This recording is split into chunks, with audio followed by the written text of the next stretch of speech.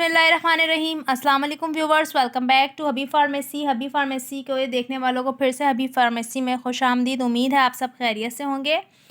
आज का टॉपिक भी हमारा बहुत ज़्यादा बेस्ट है, जो कि है इन्हीबिटोल लेंसोपेराजोल। इसका फार्मूला है इन्हीबिटोल 14 कैप्सूल हैं। ये 30 mg के एक पैक में आपको बताऊंगी कि आप किन किन टर्म्स और कंडीशन में आपको इसको यूज़ कर सकते हैं। सबसे पहले तो आपको बताती चलूँ कि ये कैप्सूल जो हैं relief symptoms such a heart one, ये निगलने में दुश्वारी और मुसलसल खांसी जैसी अलामात को दूर करता है।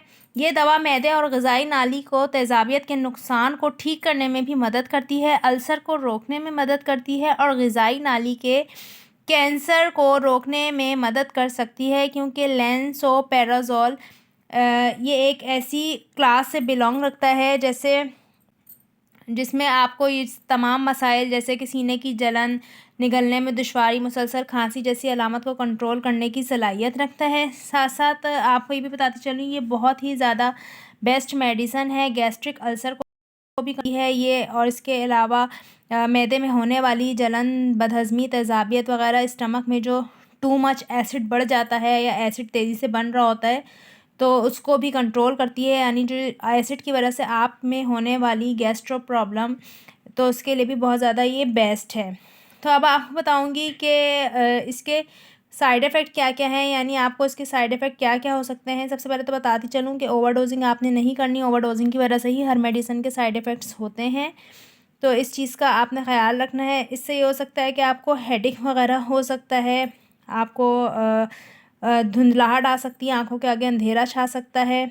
इसके साथ साथ आपको डायरिया भी हो सकता है, ड्राउनेस हो सकती है।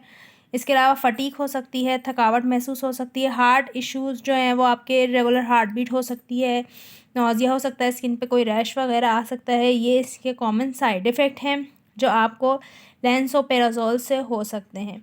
तो ये आपने इन तमाम बातों का ख़्याल रखना है कि मेडिसिन का इस्तेमाल आपने उसी बेस पे करना है जिस पे डॉक्टर आपको रेकमेंड करते हैं कि आपने कितनी डोज़ लेनी है। 14 दिन से 14 दिन से ज़्यादा इस दवा का इस्तेमाल ना करें, क्योंकि 14 दिन तक ही आपने इसका करना है। नहीं फ़र्क पड़ रहा, नहीं आपको आराम आ रहा, तो फिर आप अपने डॉक्टर से कंसल्ट करें, ठीक है। इस चीज़ का भी आपने ख्याल रखना है। तो फिर से मुलाकात होगी एक नई और अच्छी इन्फॉर्मेटिव वीडियो के साथ। तब तक के लिए अपना ख्याल रखिएगा, दुआ में याद रखिएगा। अल्लाह हाफ़िज़, टेक केयर।